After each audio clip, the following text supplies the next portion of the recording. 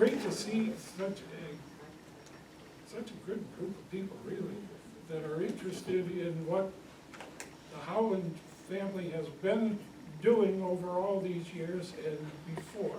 So we welcome Rob and Darlene as they present their program tonight. So, Rob? Before we start, I'd like to acknowledge that 3 of our 5 daughters are here, and 1 of our 5 sons-in-law are here. It's Robin and Kevin Gillette, Heather Darrow, and Rose Millspaw. And of course, Daddy and sister Lottie.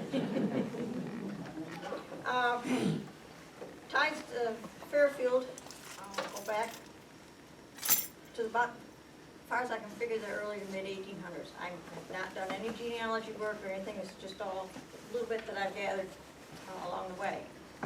The Newmans came in the early to mid-1800s and settled in Fairfield. Thus you have Newman Road. They settled up near Ward's Tree Farm. That's a point of reference for people. Abram was my great-great-grandfather. He married Lola Strong. Now, the Strongs at that time lived in what we called Upper Fairfield, in the house that Rob and I ended up living in for 41 years. And this is Anna and Hanson Strong. Somehow Joey Zamoyski got the picture, and it is copies of them come down, so I've got this, and someday the rest of my family will have one. But it's interesting that you can pick out, we can see where the original house was and where the add-ons have been, and the changes that have been made over the last 150 years. Lola's parents were Anson and Hannah. Or I can have it right now. Lola's parents, Town hall. Okay? No, they just got started talking. yes, Lola's parents were Anson and Hannah, who are in the picture there. I got the wrong generations mixed up. Okay. Town hall. And my grandfather Newman was an offspring from Abe Newman, who was married to Lola Strong. There, got it? So we go the Newmans to the Strongs that got together, and that's how we had the connection. I have ancestral connections to both the lower Fairfield and the upper Fairfield neighborhoods. There were 3 children born to Abram and Lola. One of them being my grandfather Glenn. I hear everything. He had a brother Archie and a sister Hazel, and later on he had a half-sibling. His father had died, and he had a half-sibling, Claude Galpin. Glenn Newman. Got to speak up a little bit? Okay. Glenn married Maud Welch, and they are my parents, my mother's parents. They raised 9 children. They are on the family farm at the end of Newman Road. 8 living till adulthood, and 3 of them were girls. My mother and Eleanor, and some of you may know as Eleanor Beebe, and Gladys, some of you may know as Gladys Bateman. Both settled in the neighborhood about 2 miles from their family farm where they grew up.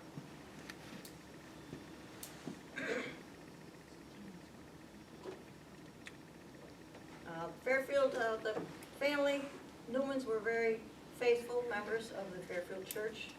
I'm not certain, but I'm almost sure that they were instrumental in the formation of the Fairfield Church, since the church was built in about 1900, 1903. I don't remember, Carol, what the sign says. Do you? Sorry to put you on the spot. But somewhere around 1900, the church was built at the corner of Newman and Fairfield Road. And the Newman family was very faithful in that church, with several of their children being married there. So, grew up there. And that's where Rob comes in, is the Fairfield Church, because that's where Rob and I met many years after the Newman family were members there. We met because his youth group from North Raleigh, my youth group from Candor, Berkshire, Flemingville, the Methodist churches used to get together and go around and have youth gatherings, and that's where we met, playing Winkle. Does anybody know what Winkum is? Hey, I'm finally in a group that knows what Winkum is. Must have been good. You don't know, Mel? No, I never played Winkum. It's basically you sit in a circle of chairs, guys behind the chair, girls in the chair, or vice versa. There's one empty chair. And if you want the guy across the road to come sit in your chair, you wink at him. And if you don't want to lose that person that's been winked at, you grab them on the shoulder. That's where Rob and I first met. We both were in 4-H at the time, but never met through 4-H. She was on the agriculture side, I was more in the gardening and home ec side. We never really met 4-H, other than a trip to Cornell for a 4-H weekend that my sister Cindy went on, and my mother was a chaperone, which comes in later on when Rob and I reconnected. He was a student at Cornell, living in a fraternity house, was walking, we're not sure, he doesn't remember if he was walking to someone's room or walking to the library. I was walking down the hall. There's 22 rooms, anyway, it's a long hall. Walking down the hall. Speak up, Brad. Speak up. There was a bunch of guys in the one room, and I didn't, stuck my head in there to find out what the big gathering was about.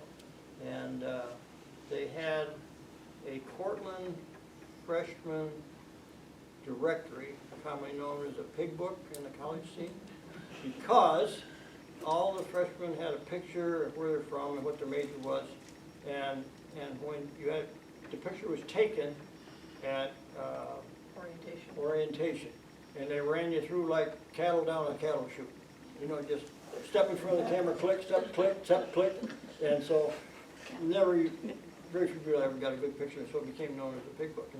And I walked in there to see what was going on, and they happened to flip the page, and Darlene was there on that page. just a fluke. And the upcoming weekend was fall weekend, I guess it was. And that meant you start partying on Thursday night and ran through Sunday. And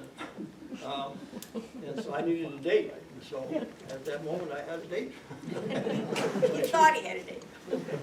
The phone call came Saturday afternoon, and I'd been to community college about 6-7 weeks.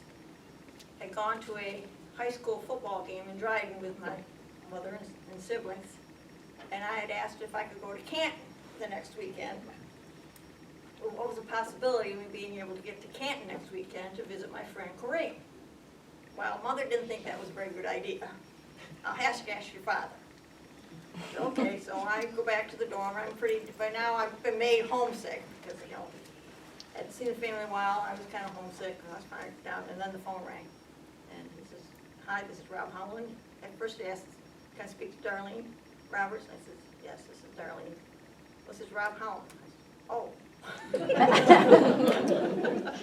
Because I had been content, I was content. I didn't need a date. I was content while all the other girls, not all the other girls, but several of the girls, they were hitchhiking to Ithaca, to the warehouse, or to Syracuse, fishing for dates to the big weekends. Well, out of the 12 girls on our wing, guess who was the only one that went to Cornell big weekend? Then 3 years and a couple months later, we were married. So we had a good time. My mother's reaction, I remember when I had called and told her, "Forget about asking Daddy about going to Canton. I'm going to Cornell." She said, "What?" I said, "I'm going to Cornell for the weekend." Told her all about it. She says, "Well, I'm glad it's somebody we know of." As if it made any difference. So we got married in '72. Started farming in April of '74 on Blodgett Road, our farm neighboring Rob's, that abutted Rob's parents. So we were able to milk in one place, and we're able to make use of the pasture and cropland on his father's place.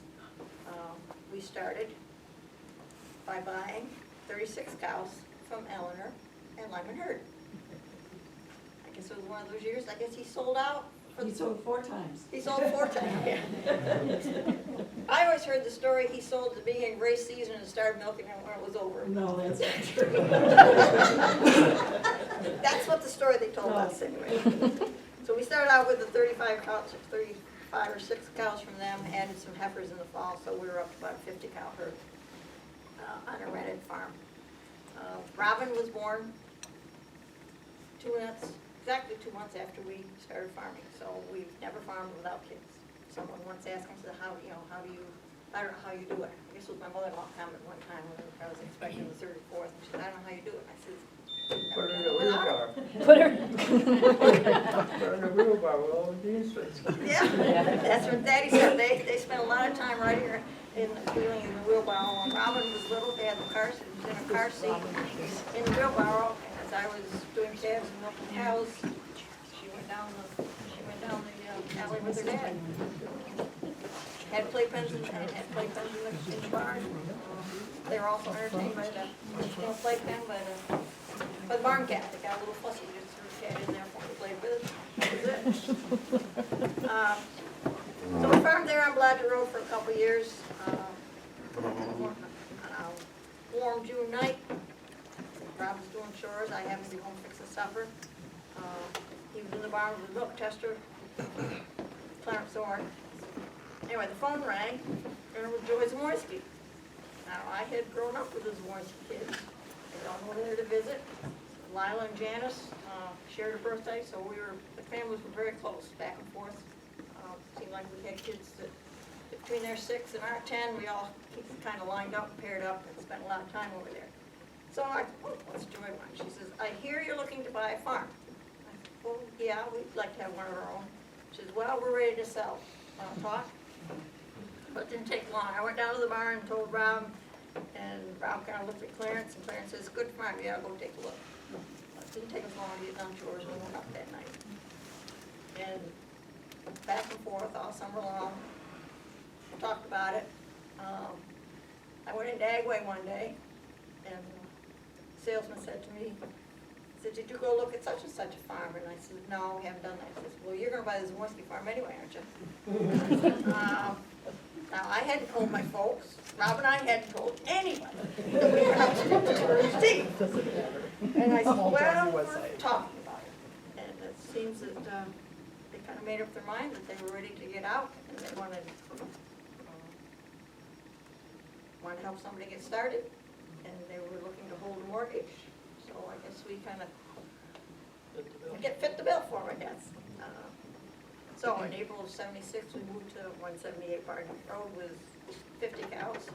Well, there was 74 stalls in the barn. So more cows came along. This time they came, the source was Mickey Amon out of Interlake. Most of you know that Mickey was Bob Amon's brother. We had purchased his pipeline and bulk tank when we first started, 2 years earlier. And so we went to, he had a herd to disperse. We bought 24 of the cows, and somebody else bought the, whatever he had, the 50 or whatever he had left. So now we're up to 74 cows. And at that time, the farm was 380 acres that the Zamoyskis had put together over time. They had come to the area in the 1926, something like that. And they had developed the farm to up to 380 acres by purchasing the Warner Farm, which if you're familiar with the area, Brookhander Hill, and you take a left in the nice, just before the knolls, the nice flats. Peter Zamoyski's house sits up on the bank. They bought all that land from the Warners, and then bought the home farm from their parents. And then in 1962, they bought the land from Bill Christopher, who was right at the intersection of the farm that's right at the intersection of Fairfield and Cantor Hill, where we had our heifer mark, the blue mark. It's interesting, we found out later, Stevie Frank ended up with Bill Christopher's place because you go back to personally, there was John Chernetsky there, and then he sold the farm and took a percentage of the milk check. And at the time, there was 25 cows, and then there was 20 cows, and then there was 15 cows, and then there was 10 cows. And it was written in such a way was there was no specification on how many cows were there, only was a specification of what percent of the milk check that they got. They got down to 5 cows. And literally, they could have held him to it and just hung on forever. But they said, no, you better take the farm back, we're not making it. And that's when Zamoyski's bought it, was after that. 380 acres is all the land, including the timberland? Yes, Right. yeah, 380 acres, of which 180 or so, yeah, was tillable, and then there was pasture, and about 100 acres of woods. With the place. The Zamoyskis were one of several families of Polish and Eastern European descent that had come to Fairfield area in the 1900s. There were the Zaneskis and the Janoskis and the Yokoskis, and there was a bunch of them. Lepaski up on, they were up on Lake Hill area. There was a whole bunch of them. Johnny Hey. Wankus Johnny Wonky's father came, yep. and John Babunski, huh? Lepansky. You're going quiet. You're in Okay. trouble in the back. Okay, Speak up. you can't look down when you talk. One of the interesting people, a bordering neighbor was Tony DeBoek. Tony was a bachelor, and he used to come down and use the telephone. His mother at the time was still alive, and when they had to go to the doctor and so on, or needed somebody in town, Tony would come down and use the telephone. Didn't always know he was there. Sometimes he'd find a quarter by the phone in the barn. But he- You know, Tony's been here. But the thing that was interesting is Tony would always have to spell to whoever was on the other end of the phone his name. So Robin, you want to help me spell DeBoek? Yes. DUBEE, and that's all I can remember. IK. IK. And he would say it over and over and over, because whoever was on the other end had no idea what a double EO was.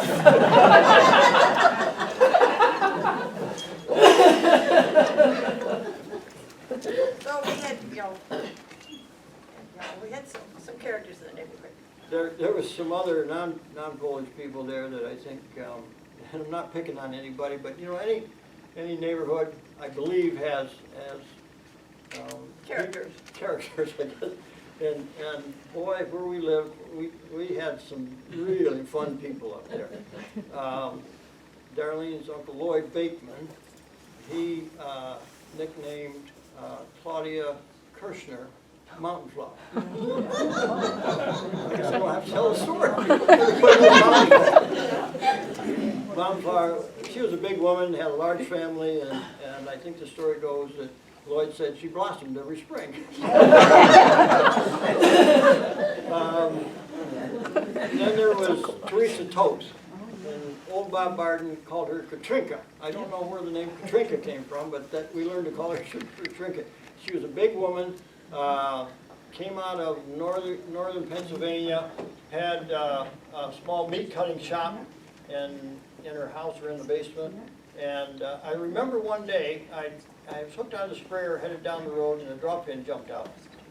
And along comes Katrinka, and I'm looking at it, how am I, it's got a 200-gallon tank on, 2 wheels, and down on the ground, and I say, I can't pick this thing up. And she comes over looking at it. I said, I think we can pick it up, grab a hold of it. Well, I bent over as the tongue was coming up, picked it up herself, and put it back on. She was a good-hearted soul. Boy, she was one tough woman.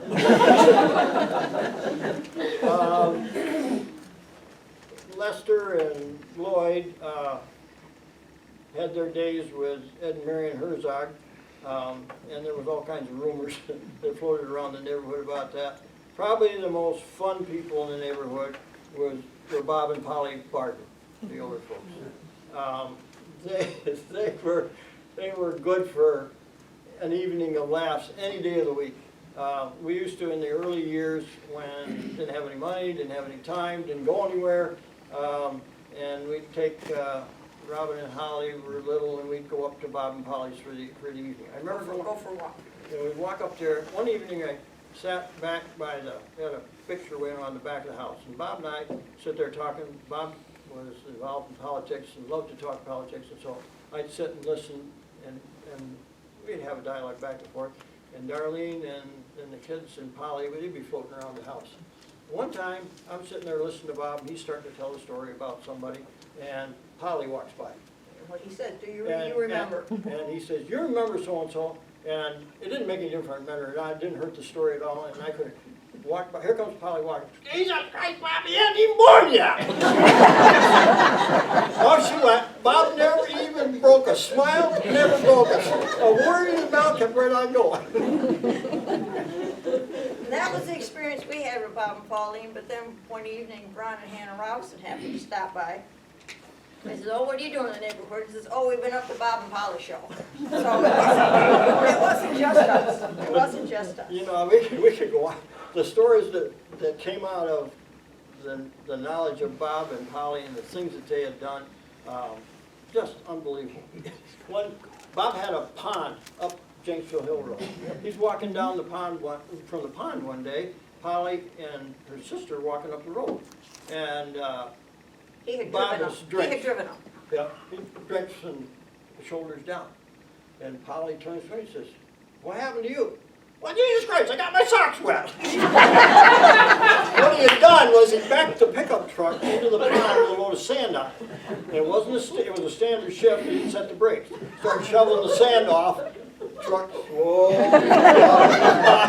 had to swim to shore and walk home with it. But I got his socks wet. Oh, you know, and it goes on and on and on.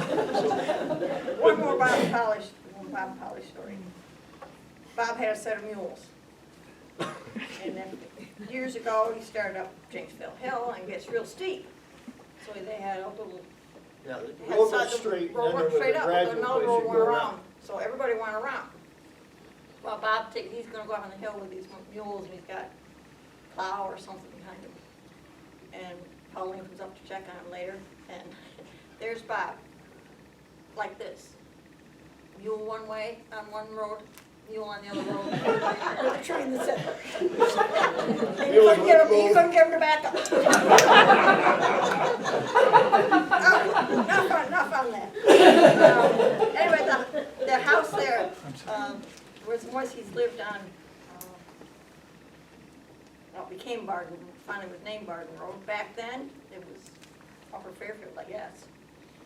And they lived, they had bought the house, which kind of sits back up on the hill, so I may remember where Frank and Juliana Zamoyski lived. That was where the Zamoyskis originally bought. And the land went down across the valley and up on the hill. And the Zamoyskis were planning to build a house on top of the hill, buying a Sears and Roebuck house for $3,500.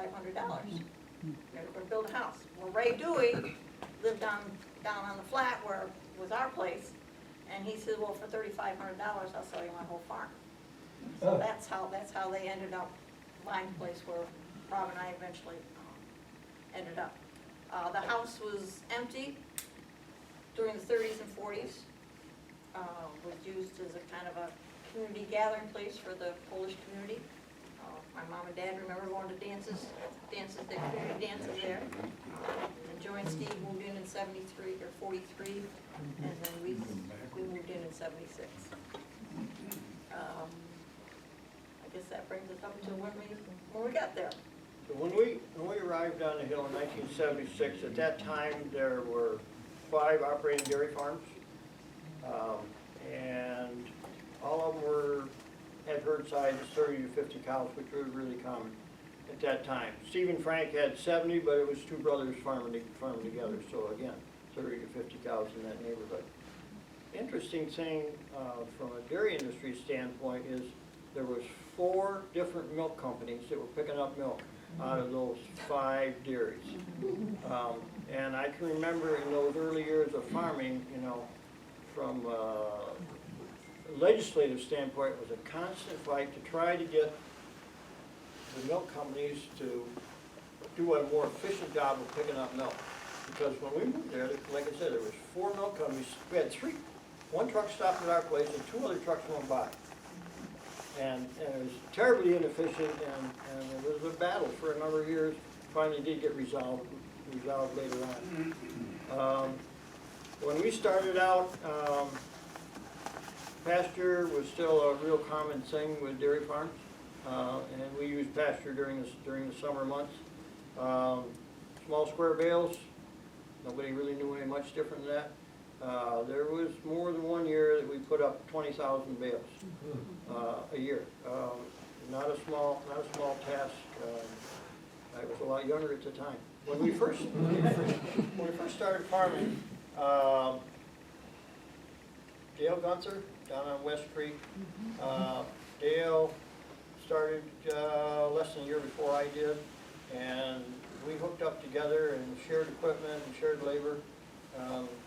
Darlene and Dale's wife Karen used to say that we fixed equipment all day and farmed all night. And there were many nights that we worked to wee hours of the morning, filling silo. But it got us going and kept debt in check the best we could in those early years. When we started out, we had a fall freshening herd. Cows started freshening in August, and we were pretty well done by Thanksgiving time, and that was not an uncommon thing back in that time period. There was a number of farms in Tiger County that did that. It allowed you to make milk in the fall and winter months. The price was higher at that time of year than it was in the summer months. In summer months, you had all the hay work and everything else, and so it balanced the labor part as well as the price. Cows didn't do as well in the summer heat as they did in the winter months. So we tagged on to that in those early years.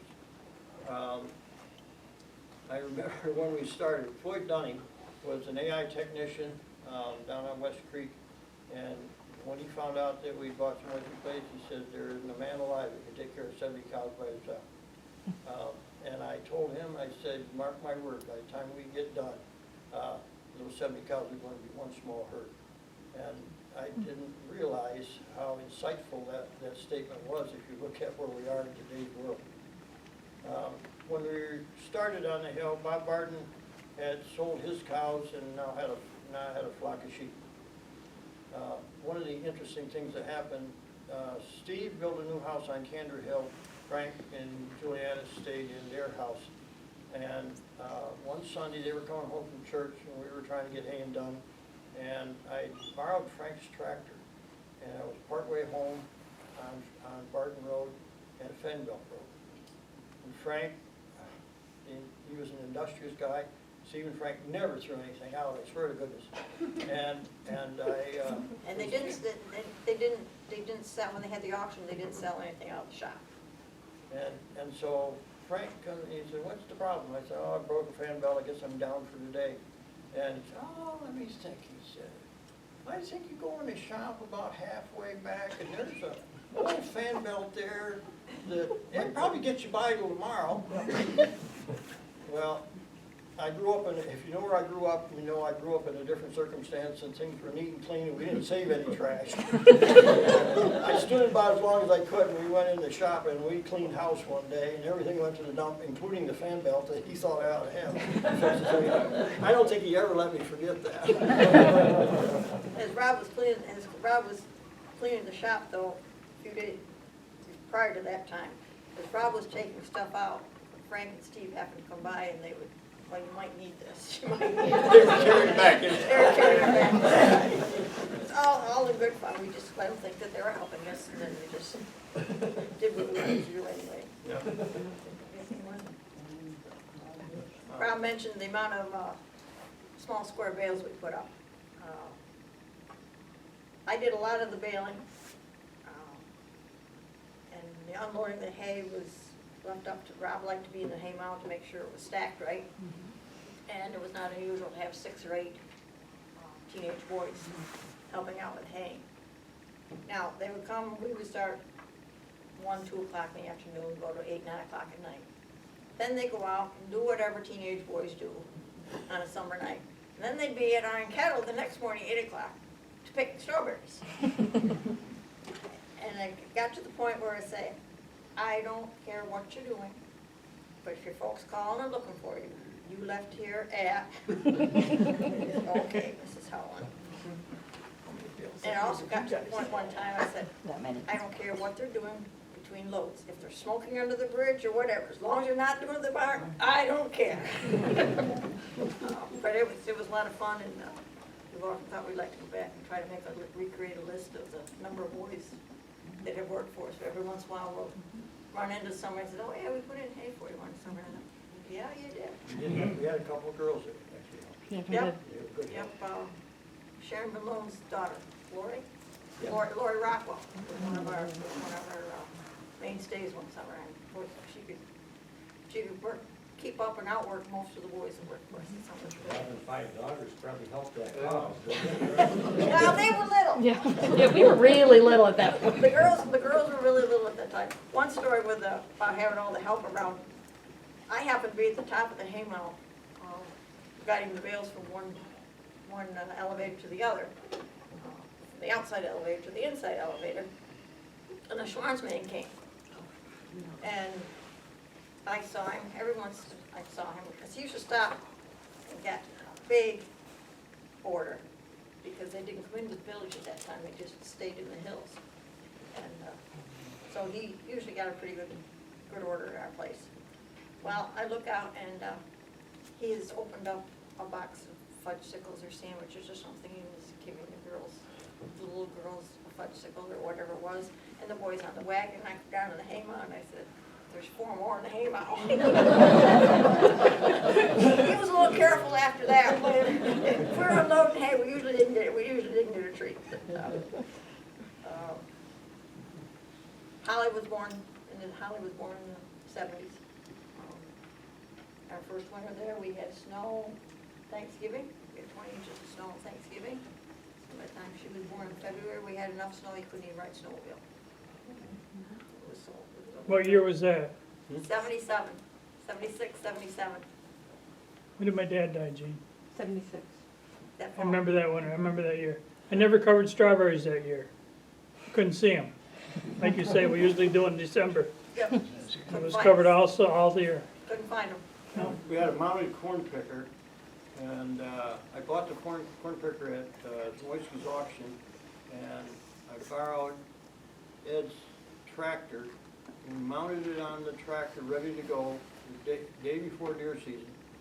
We said, we'll go deer hunting, and then we're gonna start picking corn. And the tractor stayed in the shed until the next April 1st. We never moved it one day, because the snow just kept coming. We got snow that first day, and it never quit. It was, just snowed all the time. The 1980s, our farming and dairy industry started to change. First thing, we remodeled the barn, 1980. Swing stanchions went out, tie stalls came in. That was something relatively new. Started to use less pasture, kept cows in confinement, brought the feed to them.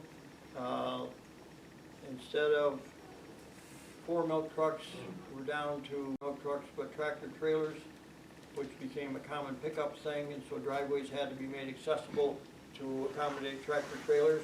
And they even said if you can't get a tractor trailer in, or you make less than 2,000 pounds of pickup, then you aren't going to have a market anymore. It didn't always turn out that way, but there surely was a push and a change coming.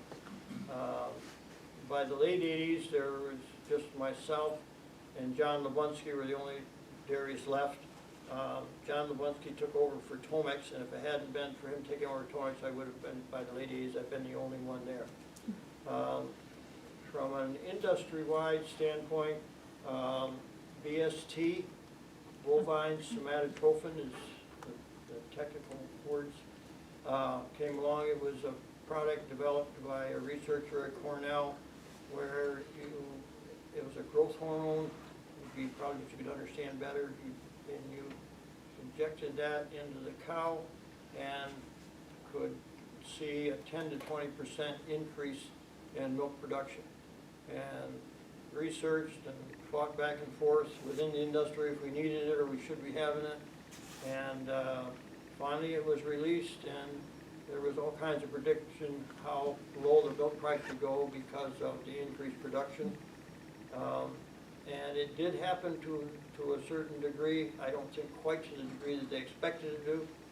They also had a government buyout program, which allowed a dairy farmer, if he wanted to get out, that there was a formula by which you could make a bid on your level of production, and the government would write you a check for that amount of money, and your cows would be sold, but they had to go for beef only.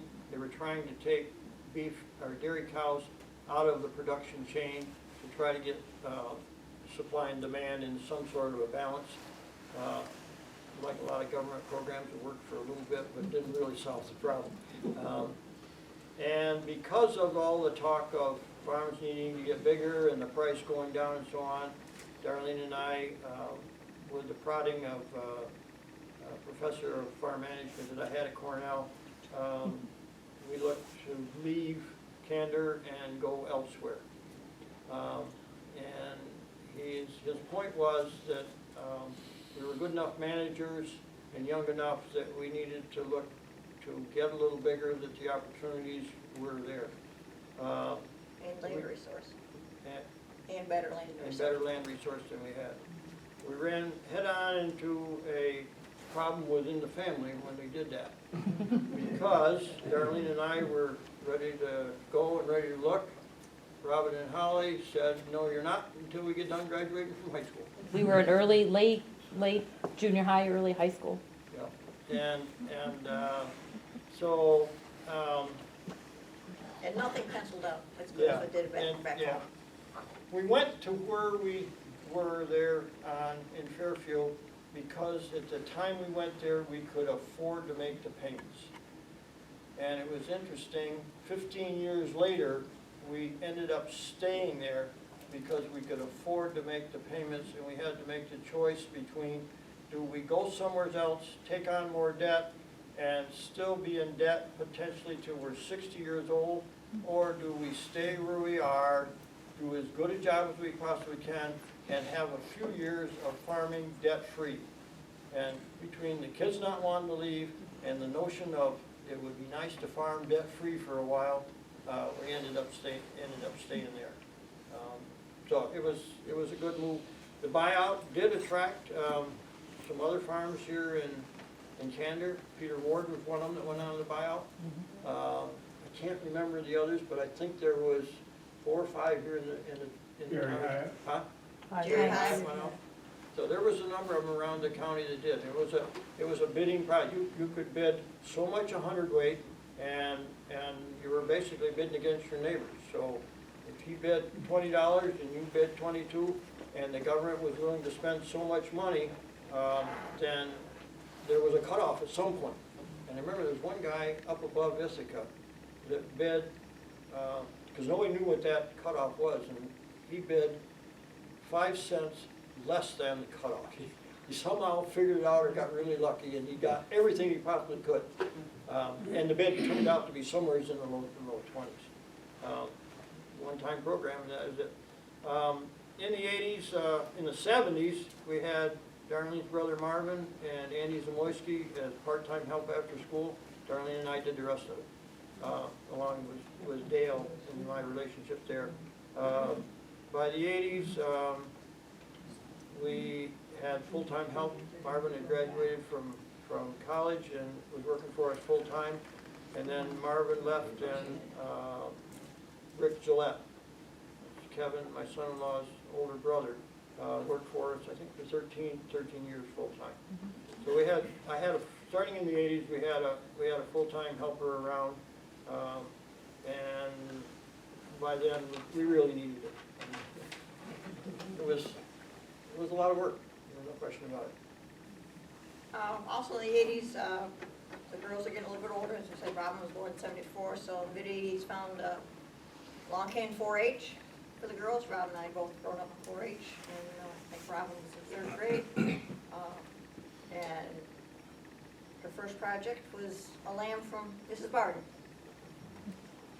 So she started out raising 4-H lambs, taught the girls to sew. They all always had chores of some sort that they were responsible for. as they got into, more into the nineties, late eighties and nineties, they got into high school and were playing sports, and, I was doing some substitute teaching at the time, because in '86, we got a resistant strain of pneumonia in the cows. And we had 50 of the 70 cows treated with neomycin. And they dropped, again, Sue Fenton was working for us, and she said, these cows aren't working very well tonight. Rob was at town board. And I says, oh, it's a fall herd, you know, this time they started going downhill. She said, I don't think so. Next night, she says, still aren't milking very good. Well, by Friday morning, that was on Tuesday night, she said, by Friday morning, I went out, did my calf chores, and we came in for breakfast, and Rob said, I'm going out, I'm finishing chores tonight, this morning. You're going to school and update your applications. We had dropped a ton of milk. And so that's how I got back into teaching. Was lucky, I stepped right in and had a 2-week stint at North Valley. They were doing kindergarten registration and needed substitutes for 2 weeks for kindergarten. So I worked out quite well there. And as the girls got older and they were starting with the sports, and if I was teaching, especially if I was doing some long-term subbing, and they wanted to do sports, if I wasn't going to be there to do chores in the morning, they took turns helping me do chores, calf chores before they went to school. So they could play the sports and I could teach school and we could get the work all done. Didn't hurt you. It did not hurt us. Some of the things I remember about the girls was always had a steer, always started a calf to raise for meat. And so they were learning to make steaks from the time they were little. And Betsy, we used to use milk placer, and Betsy, just a little tot, you know, not walking very much. I want to whip her the milk. That was her job, to whip her the milk and help carry it out to the calves. It was through the 80s that we hosted, regularly hosted Cornell students at the invitation of Rob's professor, George Kahneman, who was a longtime professor of ag economics at Cornell. And those students would come down, the whole class would come and visit and tour the farm, and then 4 students would come back and do an in-depth interview, research of the farm. We opened up our books, opened up our hearts, opened up the farm, and they would pick some topic that they thought that they could give us advice on, or if they wanted to research a little bit further. We did that for, I don't know, probably 20 years. George used us, I had a nice relationship with him, but he used us as an example as farms were constantly getting larger and everybody had that large scale or large farm mentality. He wanted the students to see that there was another way to do it too, and that a small farm could survive. And so he always handpicked the students that came back to work on a project. And I remember one of them in particular was a fellow that I went to school with, Denny Eldred, who farms up above Ithaca ways. Do you know? He's got, I don't know, 4,000 or 5,000 cows on 2 farms or 3 farms. And his son, who was in school in the 80s, you know, he just thought that farming the hills of southern tyranny and 50 cows, 70 cows, I mean, you just couldn't make a living at it. Why was anybody doing it? And George wanted him to go down, and because we opened our books and worked with him on a project, got a chance to see it. There was another way to do this. It wasn't. So it was a good experience for the students, but it was also a good experience for us in that you get a group of young people there, college age, and they sometimes ask some pretty insightful questions that you got to respond to, and if you've got to explain why you do something a certain way, there was times that I found that I couldn't explain myself. We just did it that way, you know, and that was not the right thing to do to a bunch of students. So it was a good 2-way relationship that we had for a number of years. We always got a copy of the term paper that they turned in. So that was, if there was feedback to us from them. I guess it was in the late late '80s that we first got involved in, that Rob and I started to, did a little travel. Actually, it was in '84. We farmed 10 years, had taken one milking off. And that was Rob's graduation. So it was 10 years we've been farming. There again, I came home one day and Rob's looking at a magazine. He says, "You want to go to Montana?" I said, "Well, yeah, I'd go to Montana." Well, the fraternity was having their national convention, the biennial convention, and he says, "I think that'd make a good reason to go." So we didn't have to plan the whole trip, so we took off and went to Montana. And we did that every 2 years for the next 10, 12 years. And that was how we got away. And then on into the '90s, and he was on another board, and there again, had meetings once a year or once every 6 months, and we got to travel. So we don't travel like Carol and Bob do, but we did a little bit. One of the things I gotta backtrack a little bit. I don't know if Robin remembers this or not, but one of the funniest things that happened when the girls were growing up, they were in the barn. I remember. So, I was milking cows, Clarence Zorn was there, DHI tester. He had his stuff and I had my bucket of wash water there. And Robin was just old enough to kind of go around the barn and be by herself.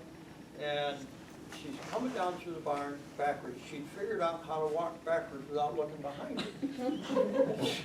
Okay, what I can do. So she comes along and she's just tall enough when she hits this wash bucket, it catches her right in the back of the knees and into the wash bucket she's going. Screaming at the top of her lungs. I didn't think Clarence Zorn was going to ever stop laughing. Remember. In the 1990s, again, things started to change again. We started out with pasture, we got away from pasture, and then in the industry, rotational grazing of pasture became a much more prevalent thing. And we had lots of hill ground that seemed to fit with that, and so we put up a bunch of fence and water systems, and cows went back out the door rather than being in confinement.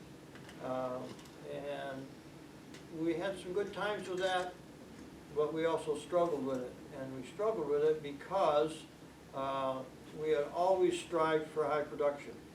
And we were never really successful of maintaining high production when the cows were out on pasture. And we stuck with it for 13 years, used it at different levels, tried it different ways, but it didn't really work for us. Milk companies, remember I told you there was 4? Now we're down to 1. We finally, after all those years, finally got to the point where the milk cooperatives, independents put their heads together and created an organization called Dairy Marketing Services.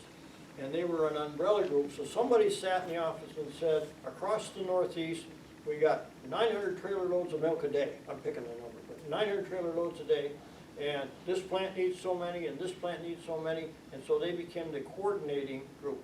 So if this plant over here needed 3 today, and then 5 tomorrow, he could do it. And he didn't have to manage to have those herds in order to do it, and it allowed on weekends and holidays, somebody else was to worry about what we're going to do with the surplus.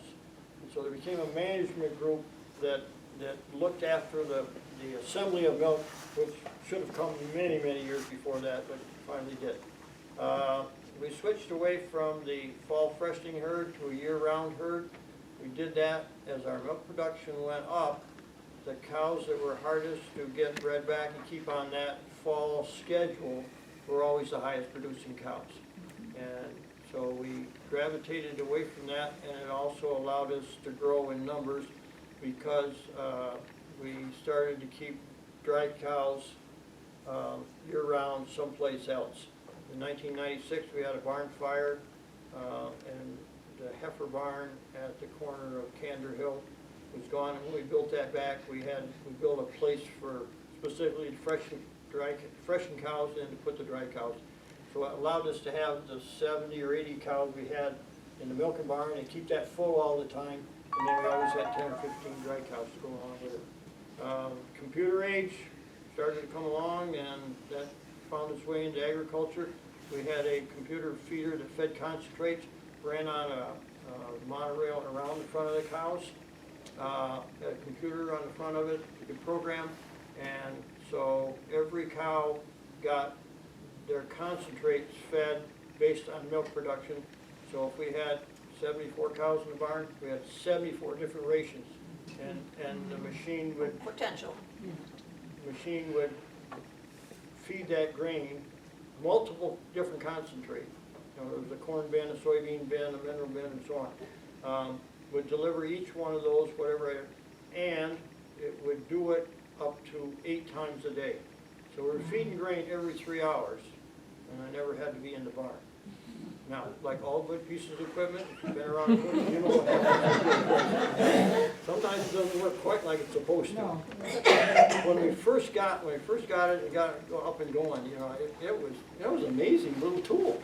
And then I went out one night and the screen had gone dead, so I started playing with it, and it could be programmed in multiple languages. And all I could get was Swedish out of it. I couldn't get back to English, and I couldn't make any either for a long time. But we had it for a number of years, and I got to be probably better than the company service people in terms of fixing it, maintaining it, I don't know what to do. But it was a way. But they got the computer feeder was really an outgrowth of having tried to time a year at milking 3 times a day. There again, we had Sue with us. Sue was willing. Actually, I guess she might have suggested it. So we wanted to see, you know, how much milk can we get out of these cows without using the BST. So we milked 3 times a day. Well, when you milk 3 times a day, we were feeding grain before each milking, so they were already getting grain 6 times a day. And when we went off the 3 times a day, Before and after each milk. We Yeah. said before and after. That was 6 times a day. so 6 times a day. Yeah. So when we went off 3 times a day, we said, well, we're gonna keep up the feeding that many times a day. Well, that got to be old real fast, and along came the computerized feeder. When we did 3 times a day, we wanted to find out what we could get out of the cows, because I was always a production freak, I guess you could say. With Sue's help, but it took, from the time we started till the time we got cleaned up and the milk house shut up, it was a 3-hour thing.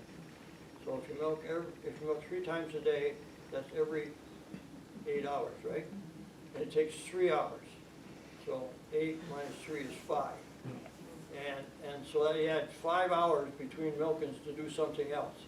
Now, when Sue was helping me, then she'd cover some, but in order for Sue to have some time off and so on, there was some days that I had to cover all 3 milkings. So I'm on, you get the idea. You're on for 5 and off for 5, and Wouldn't do it with spare time. you slept standing up, I guess. I remember the first long weekend. And Dad does that very well. He can even play pinochle sleep. Did you hear that? You can play pinochle sleeping.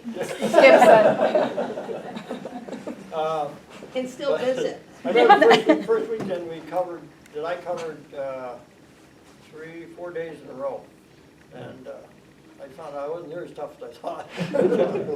But so we did that for a while. It was a good experience. We got the kind of response, 15-20% increase in milk, which was a good response. So economically was, but just was impossible physically to put together the help and the holidays and all that stuff to make it work long term.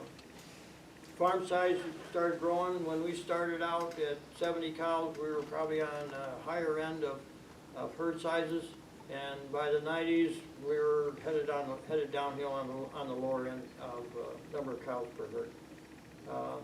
All the other farms were no longer milking cows. Barton's, they were being rented by another one. Tony Dvorak's place got sold, and that was growing up to brush. Johnny Wanku's place, another farmer was cutting the hay on it, but not putting anything really back. Lester Beebe's place had been sold to some people from New York City, and another neighbor was renting it, but only the land that he wanted to use. And Uncle Lloyd's place had been sold 2 times, 3 times, and 74. 74 he sold, and so by the 90s, that one wasn't being used either. The major switch that we made in the 90s was we started to make round bales. And round bale silage with the white plastic wrap we had seen started to become a common thing. We borrowed a wrapper. It was a wet summer, and the extension man, Carl Crispell, said, I got a wrapper if you want to try one. I said, I think next week will be better. Well, next week was no better.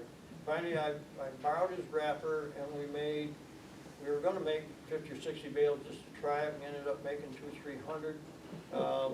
By the next year, we were up in the 12 to 1,500 bales. We basically got away from small square bales altogether, and went to round bales and round bale silage. We didn't think we wanted to do that because we didn't know how we were going to feed it. We didn't know how we were going to do this or that or the other thing. But it was so much easier that we just figured out the rest of it. I remember we were chopping and putting some silage in the silo, and one year we started on just before Memorial Day, and I knew my hired help wanted the weekend off, so I said, let's get one day done. And so we had, the top of the hill was all down, so about 18 acres on the ground. And I went hook onto the chopper, and that had electric over hydraulic controls, and I couldn't make them work. And I called the John Deere man, oh, you got this problem. So we ran to Cortland, got a part and brought it back, didn't solve the problem. And now it's 4:30 in the afternoon, and we didn't know what we were going to do. We hadn't started, rainstorm coming at us, hired help wanted to leave, and so finally I said, well, I only know one thing to do. And I said, hired help goes home. I asked Betsy if she'd start milking, and Darlene and I took the wrapper and the round baler and headed up the hill, and by 7:30 we were back all done. A job that would have taken us at least a full day with the chopper and 3 to 4 people. Darlene and I did it by ourselves in a matter of 3 hours. And that was the last time I ever hooked onto the chopper. From that point on, all the hay crop went in a round bale, simply because it was so easy. And as time went on, we got a bigger mower so we could cover more ground, and we bought a big rake, so we put 2 big windrows together, and now, you know, back then when we were chopping or making small square bales, 5 to 10 acres was a good day. And now if we don't put 20 to 30 on the ground at once, it's kind of a waste of time, you know. You can cover the grounds with less people, and so equipment started to make a big difference, and the dairy industry, everything started in that direction. You know, if you weren't chopping, you were making round bales, and you were wrapping them, and you were bigger mowers and putting more hay together. Herd size got bigger. We just did things differently, and so on. Are we any better off than we were back in the 70s? I don't know. You know, it's one of those things. Times change, and you have to change with them. And we surely saw that happening in the 1990s. I guess as far as the family, the 90s saw the beginning of the college years, and they lasted for the next, how many? I started in 92, Betsy graduated in 2009. Many. I do remember that year that Betsy was a senior at Cornell, and it came to January time, and I thought, I don't have to do financial aid forms. It was 17 years, I think it was 17 or 18 years straight. There was a few years. Holly was at Virginia Tech, and Rose at the University of Vermont. So a lot of miles running north and south. And also in that time frame, we started hosting worldwide country tours, which is, someone may be familiar with Country Magazine or Farm and Ranch Living. Well, they have tours, and how they got, I guess they called somebody at Cornell. They called Cornell, and they were going to be visiting in in the Finger Lakes area, and they wanted a dairy farm visit. And so they contacted us, so we did that probably 10 years. That was interesting because, you know, here comes a busload of, Skip and Jean know, here comes a busload of 40 people that you don't know, and somewhere in the talking with the original contact, Rob mentioned, says, well, maybe the women would like to see what we've done with the house. No. So it was not only a farm tour, it was inside-out tour, and just the other day I found a thank you note from one of the women, thanking us for the hospitality, and it says, not many people would let a busload of 40 strangers use the bathroom. And one of the people that came on one of the trips was from Hawaii. And the day that they came, the night before, it snowed a little bit in October when they came. And they were like two little kids. They'd never seen snow before in their life, and it really made their day. Yeah. It was a huge deal. I also remember one of the bus drivers was out of the city of Chicago. And of course, they had come up Kinder Hill. And his eyes were about this big around. He says, is there any other way out of here? He says, sorry, sir, unless you go, you know, all your way by, there's no direct route other than going down that hill, unless you want to go to back roads to the guy. It was kind of fun because he thought that hill was really something. The girls began to drive, except Robin. They all drove early. Robin would not even sit behind the wheel till the day she turned 16, but she also started driver ed. Well, the other girls, Robin's going off to college, so, well, somebody's got to learn to drive and help do the heifer chores a mile away. So each one taught the next one to drive. And they did heifer chores at the barn, not always with a license. They started when they were 12 and 13. Not quite. No, They we were weren't nice. going that far with it, but I think Holly. 14. Holly Holly would have been 14. Yeah, Holly was 14 when she started driving. Yeah. Betsy. Yeah, Betsy got away. Betsy got away with it. And they tell the story about this, you know, the next one's turn. I think Heather was one that stopped on the way home from the heifer barn Yep. one night, and she and Betsy had gone to do chores, and Heather stopped and got out. And Betsy says, what are you doing? She says, you're driving home. Yeah, it was Holly. You know, and it was just that's the way it was. But then I'd see the town kids driving the hills, and I said, well, our girls get caught. I guess there's some others that are getting caught too. Rob got, Rob is, according to the Cattleman's B40, that's where we started doing a little more traveling, continue to do some traveling. Huh? Yeah. In the early 2000s, we remodeled the barn again. This time it was a real scientific project. We put new stalls in, but I'd seen an article in one of the farm papers about design of tie stalls, and here in this country, the design was no science put behind it. Some guy in Canada had taken time-lapse video of cows laying out on pastures and getting up and down. He superimposed a tie stall over the top of it, and he said, I want the cow to be able to get up in the barn as easy as she gets up out on pasture.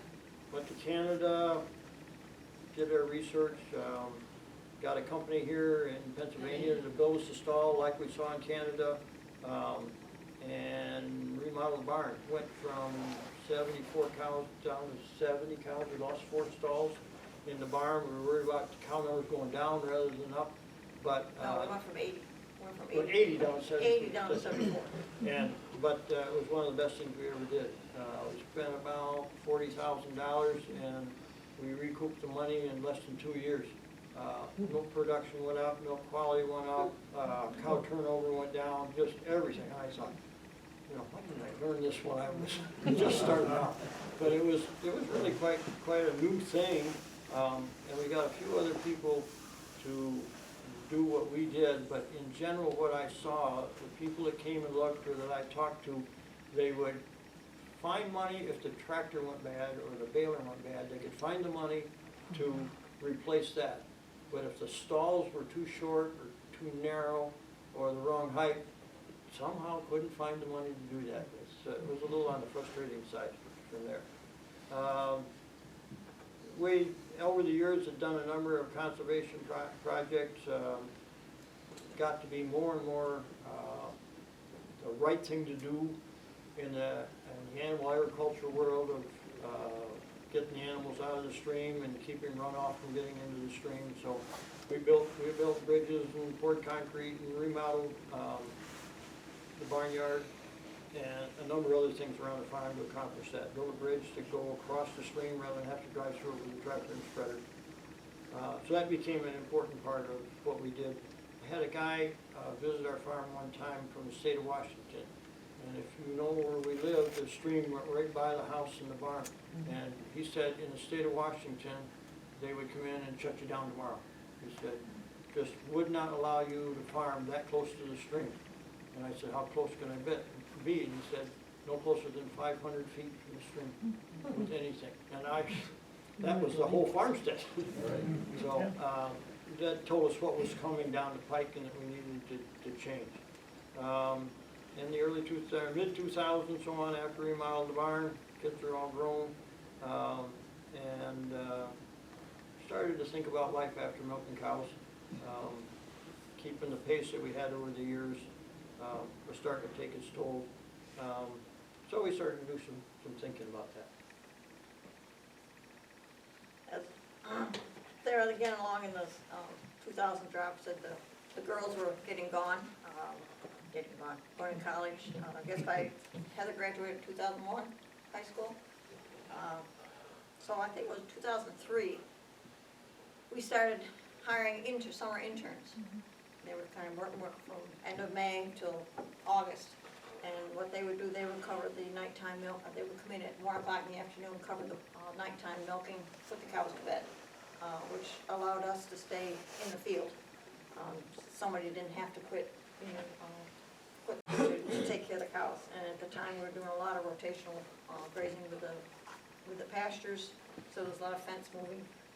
One girl that we remember in particular, she was from a grazing family out in western New York, and her college professor said, she's been out to pasture too long.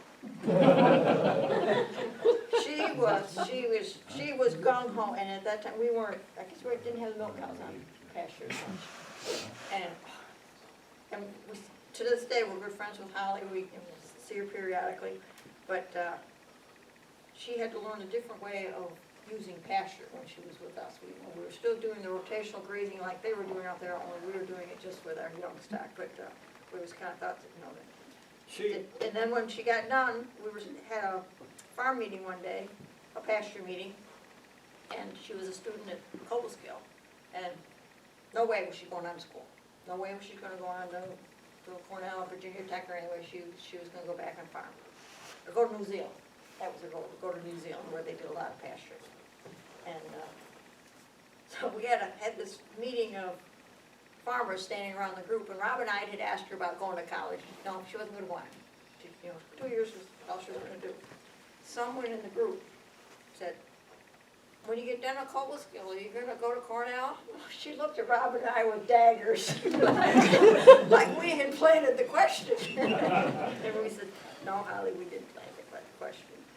One of the interesting things that happened with Holly, she came from a large pasture herd, and she came to me one night and she said, one of the differences between here and where I grew up, and they had 400 cows or something, such thing.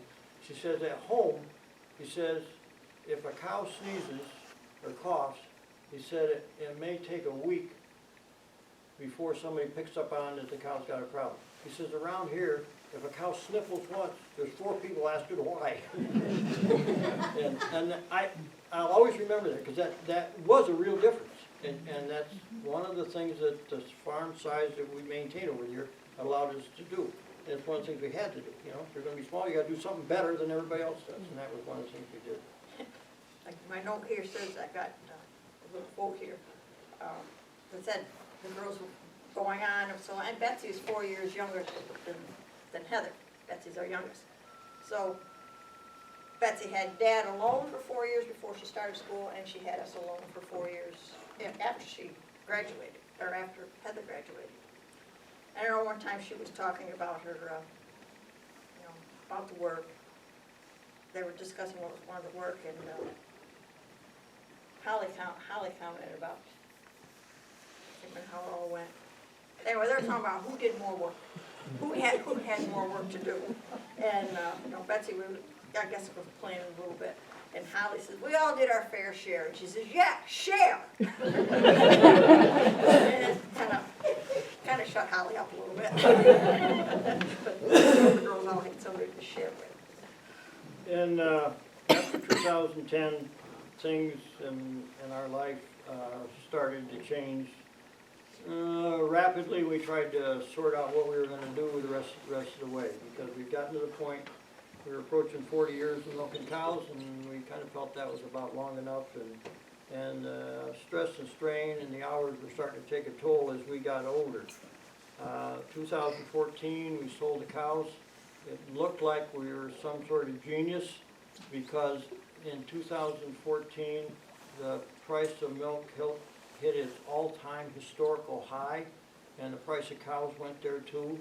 And we had just kind of decided, maybe next year we'll sell the cows, but we hit that time period, and when we announced we were going to sell the cows, we had a good herd of cows, boy, they beat a pass through our door. There was more cattle dealers. We didn't advertise them anything, but there were lots of people that came by. And we kind of wanted to see them all go in one place, and in the end, they did go to one place. And that farm had 750 cows, and they're all milked with robotic milkers. No human hand touched them to milk. And they took our cows and they went out slowly, but they integrated into that herd with a robotic milking system. They're up to around 1,500 now. And at the time our cows went in there, typically 50 cows per man. When you look at the full labor force, it was common.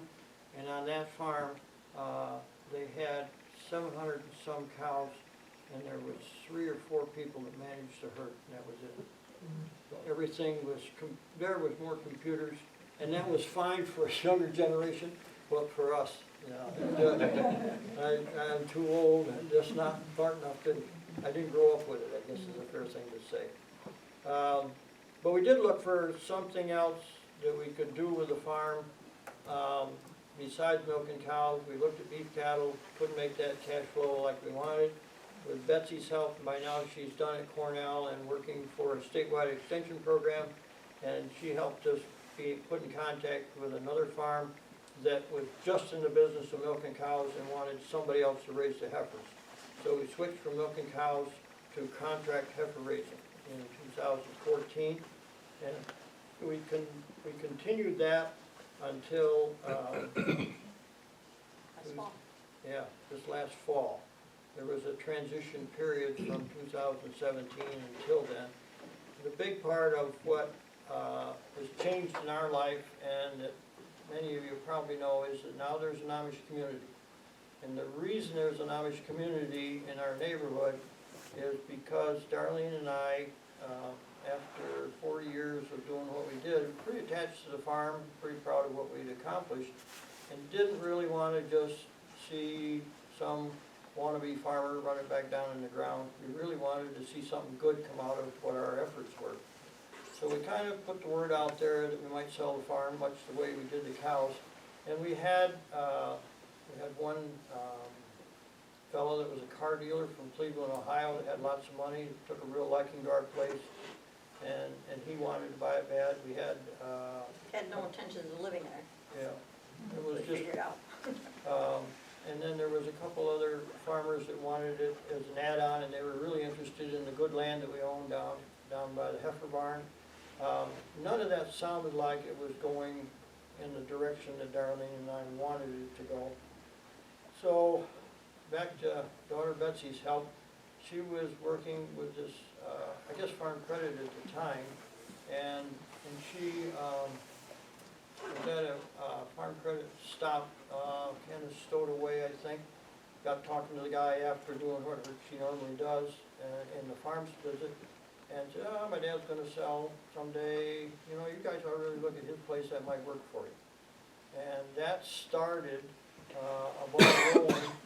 I'll let Darlene go through because I think it's kind of interesting how we put this all together and how now there are, what, 7 families up there? That first phone call that Rob referred to with Betsy's contact, that came actually on that, somewhere around 2012, and then well before we sold the cows, and we weren't ready at the time, so we just kind of, forgot about it. And then, in July of 2016, the phone rang, I picked it up. Oh, this is John Mark Hirschberger. And I handed the phone to Rob, and I told him who it was. He says, who? And I says, the Amish fellow that called a couple years ago. Oh, okay. So what he wanted to do, he had been in contact with the fellows from Ohio, and he wanted to come down and take a look to see if it would be worth their time to come from Ohio to look. They weren't only interested in looking at our places, when they came, they were interested in the area. And for them, and the area is limited to what they can travel in horse and buggy, or about 10 miles. So whatever was available potentially, or whatever the geography and so on was, in this 10-mile radius, one way or the other from our place, was what they were interested in.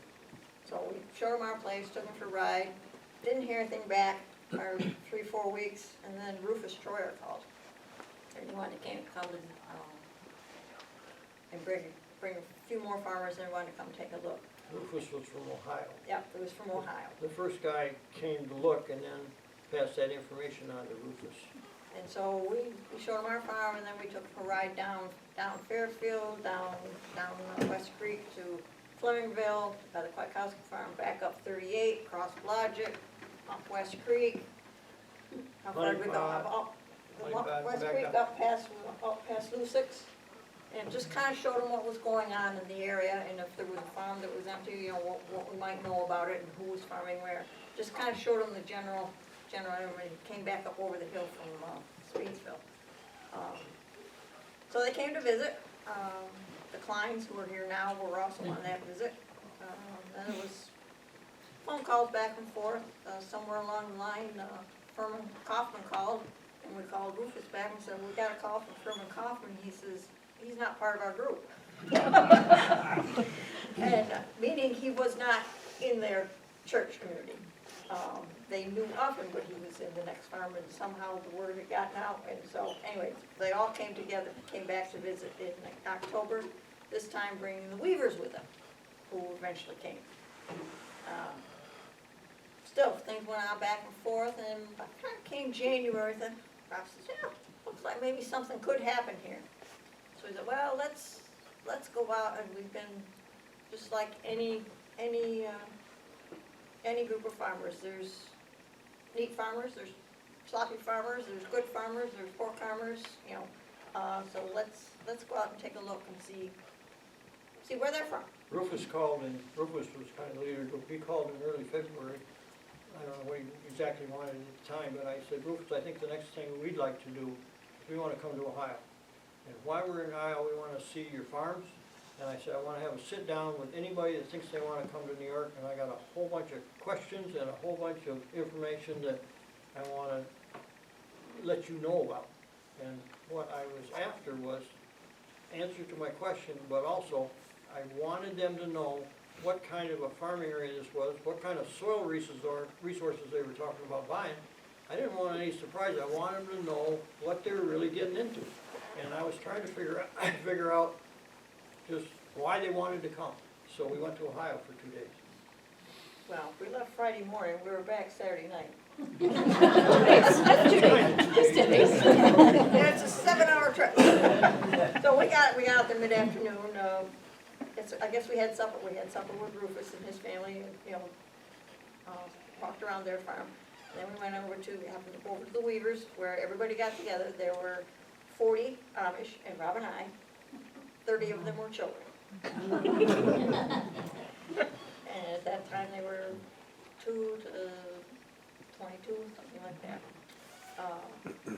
So we went out and had the visit, and then in late February, the Kaufmans came, and that's where we had real serious talk. Dolphins are in our house. And the Kaufmans ended up buying our farm. They bought the upper, we'll call it the upper farm. They bought the land on Barden Road. And the son of Rufus bought the land down on the corner of Gander Hill and Fairfield. So our farm got split in two. But they are organic farmers. Our land was not organic, and you have to not be able to put, you have to be commercial fertilizer free for 3 years in order to become certified organic. Well, we already had these animals that we were raising, and the contract with the grower was that we kept them till 30 days before calving. And so we already had we had some that were, we got them at 3 months old, so we still had to grow these animals out. So it worked out that it gave us the time to transition the land to organic and to also find down on the heifer raising project. And the last of the land, we had one field last year. We had one 12-acre field last year that we were still working on the farm. We sold in 2017. But we farmed the land a little bit at a time, let off as it got through into the earth, so it could be certified. Last year was the last year we had 12 acres, and in September, the last of the animals left. And in October, young Rufus, or young Troyer, Isaac, got married, built a parlor, and he started milking cows at our, what I call the heifer barn. He started milking cows. So now there are 3 dairies in the Fairfield area, plus the Weavers who are on Lloyd Bakeman's farm, and they're in our area, and 3 other families, 2 families and a couple have moved in on the Blodgett Road, down where Rob grew up, and they're actually farming where Rob and I started. When we first went down, they were building a barn, and I said, I gotta look in the old barn. I walked in the old barn, and I said, oh my gosh. She says, what do you see? And I said, that's the stanchion work Rob and I put in 40 years ago. And then it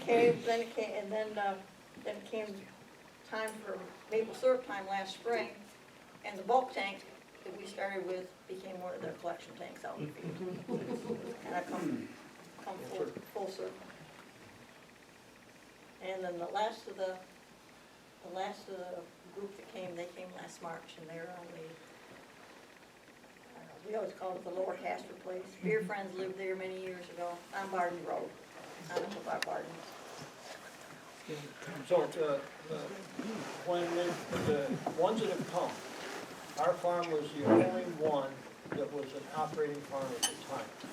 So they came, and our farm got split in 2. Pomic Farm, which I've been just cutting bed and hay on, but haven't had cows on for 20 years, they bought that. Where Darlene and I started down on Blodgett Road, nobody's done anything in that for Lord knows how many years. Uncle Lloyd's place, nobody's really done anything in that for a number of years. And up where Lester moved in, up above, where we grew up above Gardens, I never remember doing anything with that farm in all the years that we were there on the hill.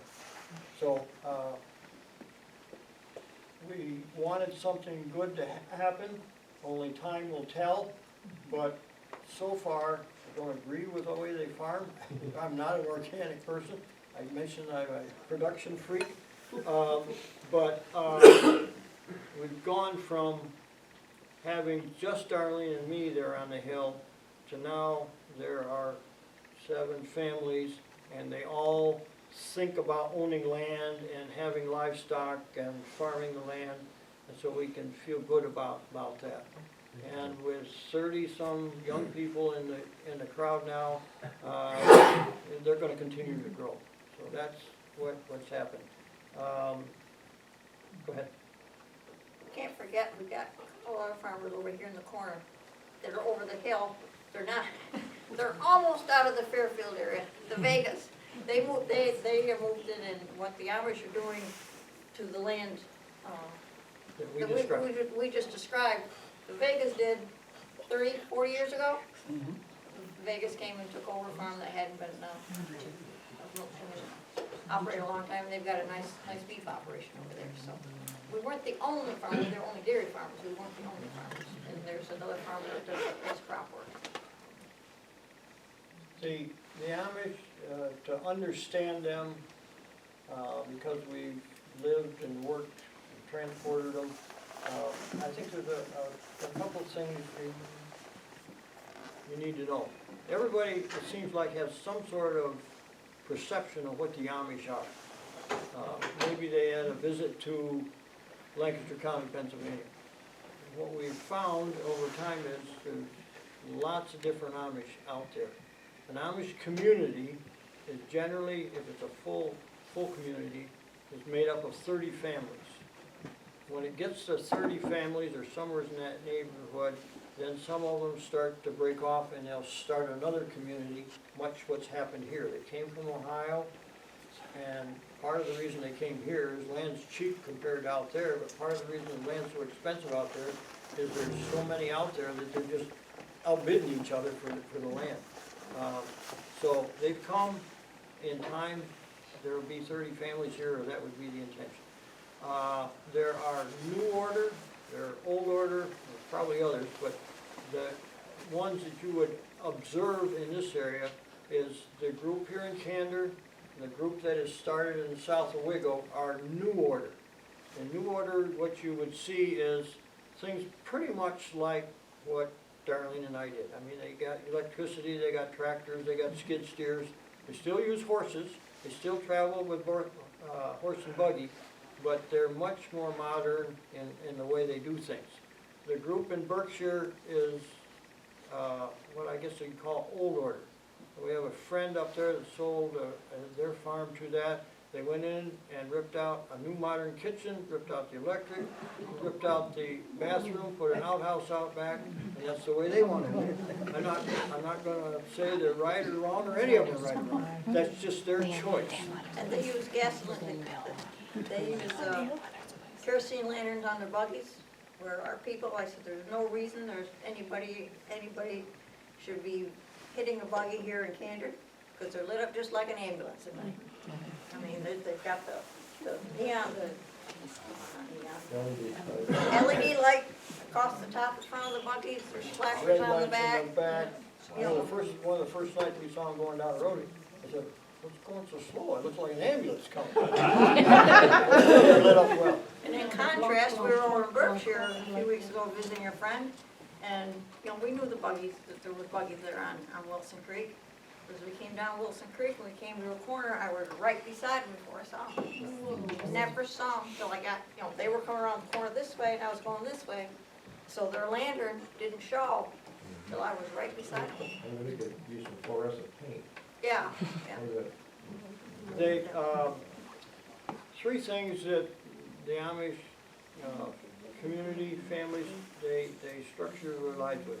Number one is their faith, number two is their family, and number three is their community, and they work together.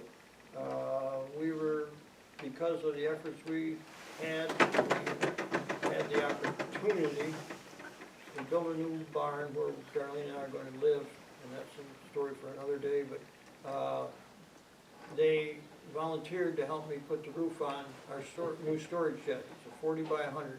We got the poles in the ground, the plates on, and they showed up at 9:30 in the morning, and by 4:30 in the afternoon, it was done.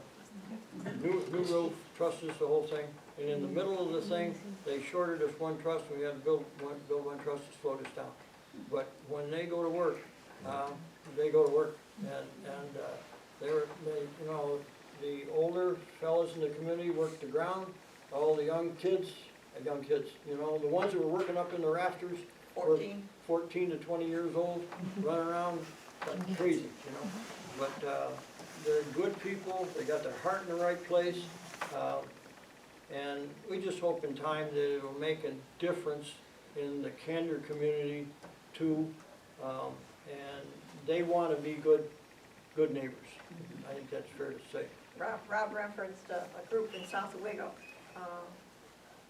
They coming from the same area of, same general area of Ohio. They had some contacts. I guess they were one was in the same community as Lester Hostetler, who lives up the road. And, One last thing. one last thing, the children only go to school through 8th grade. or till 8th grade, 14. They have their own school. And they are, first year they were here, they weren't totally settled, so the two families that were here, they homeschooled. But this is the second year that they've been doing schooling, and that includes the children from Blodgett Road, come up and they're having school at, on the Tormek farm. Got a nice big house with a nice big enclosed porch, and got it set up for schoolroom. As I say, they only go through 8th grade, then they spend time learning life skills and a trade, and by the time they're late teens, they're becoming what kind of enterprise do they want to get into, whether it be an extension of their family business or something on their own. By the late, the late teens, early 20s, they're finding out what they're going to do for their life. Each family, we focus strictly on milking cows and put all our efforts there. Every one of them, every one of the families, I think, has got multiple enterprises, you know. They got a dairy enterprise and a maple syrup business, and they're raising dogs to sell puppies down on Blodgett Road. Marlin down on Blodgett Road, building Amish sheds. Rufus has got a dairy. We've got 7 families and 4 sawmills amongst them. So they love to go to the woods and cut trees down and saw lumber and sell lumber. So they do a lot of different things. And that's just how they run their lives and how they run their business. I don't know, I haven't figured out if that because, well, I got a son growing up and he likes working in the woods, so I guess we'll do lumber. Or this girl wants to do this, so we've got to put up a greenhouse. So there's all these different projects. Drives me wild. You know, I don't know how they keep track of, is any one of those enterprises making any money? But I guess at the end of the day, the whole must work together, and it works out. So they're, They do work together anyway. yeah. Yeah, very much help. back and forth among Yeah. each other. Yeah. What's yours is mine also, so that kind of thing. So Now, that- Barb and Jerry Adams are in the back row. Jerry's had shoulder surgery this last fall, and he found it very, very helpful to have some willing and able Amish boys next door. Kind of got the sons that he never had, right, Jerry? The son helped. And They they- tend to be very happy people, Yes, they're very, very. very much fun. content. Yeah. Our kids, some of the kids have worked at kids. Any of the buildings you built will have timbers and mortise and tin, wooden tin. Yeah, the old Morrison Tender. Keep the syrup. Yep, the syrup house, up the road, that's all. Yep. So, let me make sure I understand. So the difference between people on the Leonard Farm, people on Blodgett Road, people here, people on the south side, is they're all from Ohio. No, No. the Berkshire group's from Pennsylvania. Oh, They're from down around State okay. College. On the Leonard Farm, they're from Pennsylvania. Yep. They're Right. different. Everything in North Valley Berkshire is Okay. from Pennsylvania originally.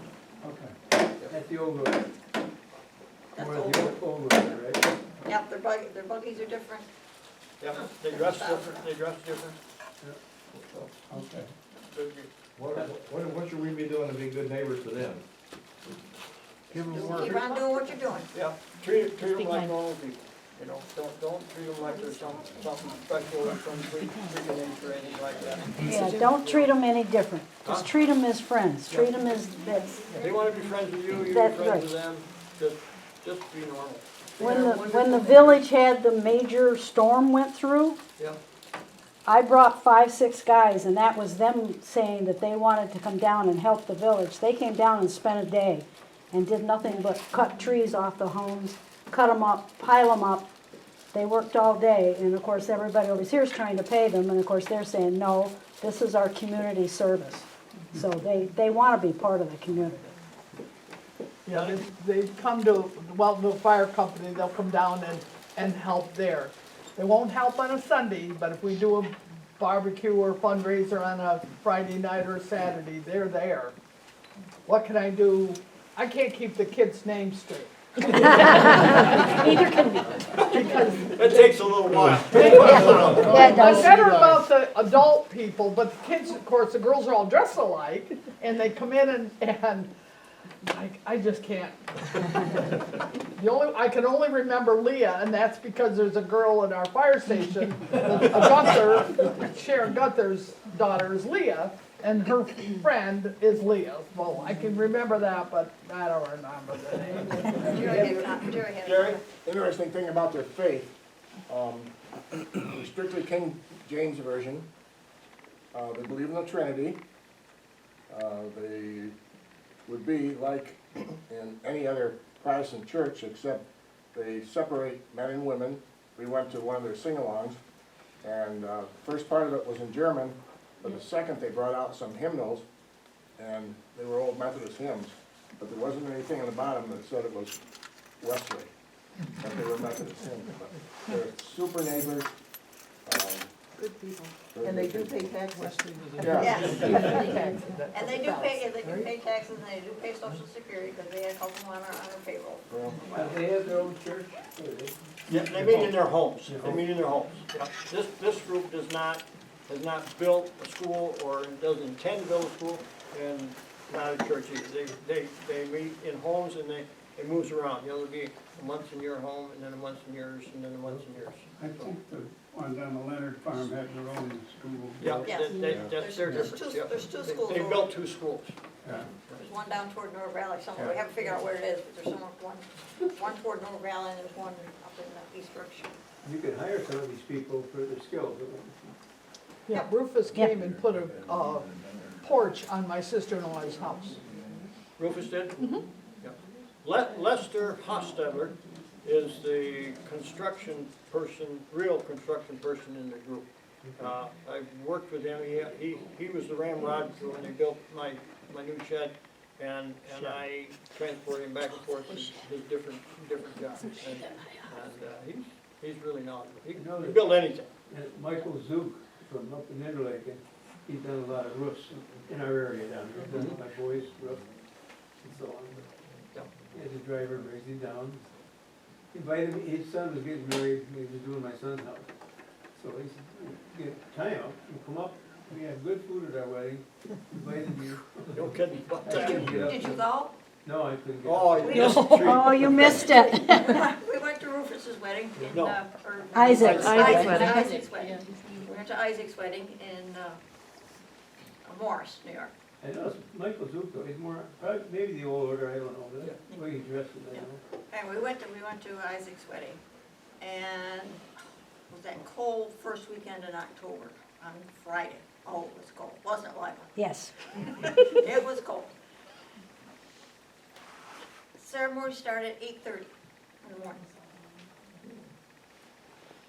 And sang for a while, and then Dad talked for a while, and then the other dad talked for a while, and then they sang some more, and finally Isaac and Rebecca came forward, and they did not recite the vows were read to them. Was it in English or German? German. So Rufus, for us to sit. For us, it we was sat 2 there. hours of German. Rufus did try, Rufus Rufus helped us out. Rufus did do part of his in English, and he, every once in a while you could catch a little bit of the English. But when it came time for the ceremony, Isaac and Rebecca came forward, and the vows were actually read to them, and they just acknowledged yes. And then it was kind of a little curtsy, and they were married. So out of the 3 hours that we sat there, there was maybe 10 minutes of the wedding, Yeah. 10 minutes of the wedding ceremony. But it was interesting, and then the food was fantastic. boy, And I tell you, and when if they you- served, If you wanna have a party, if you need to have a family gathering, you need to get those people, put it together. They know how to make the food, they know how to cook it, they know how to serve it, and nobody's gonna go hungry, and there are such variety. They did the food for our picnic. Huh? They did the food for our fire company Yeah. picnic. Yeah, It was wonderful. Just wonderful. but at the wedding, at the reception, the adults ate. Of course, there was about 300 there, something like that. Yeah. 300 or 400. The adults ate with the wedding party, and then everything was clear, and the youth served, and everything was cleared off. And then the youth ate, and then the youth had a singing, time of singing afterwards. It was an all-day affair. They're mostly German dialect. I wasn't there for the Now, the singing. singing, a lot of the singing is in English. The singing was in English at the wedding. Yeah. You know, Well, a couple of experiences, like, I've driven a lot for the Amish to take them out to Ohio and spent time with them. And one of them, I had to take him out for a father that was dying, and we ended up staying out there and had the funeral. Now, you talk about the wedding being 3 hours long, so are the funerals. Well, and the first one that spoke, it's in German, okay, so he's a half an hour, and he was, I hate to say, but you remember Ichabod Crane?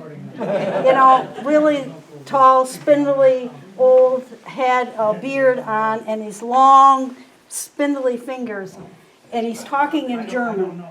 And he's looking at the sons, okay, because it was the daughter that I had taken out, and he's pointing his finger, and all I can think of the whole time that he's talking is that he is really reaming these boys out for doing something wrong, and I have no idea what they've done, but that little finger was just going right at them.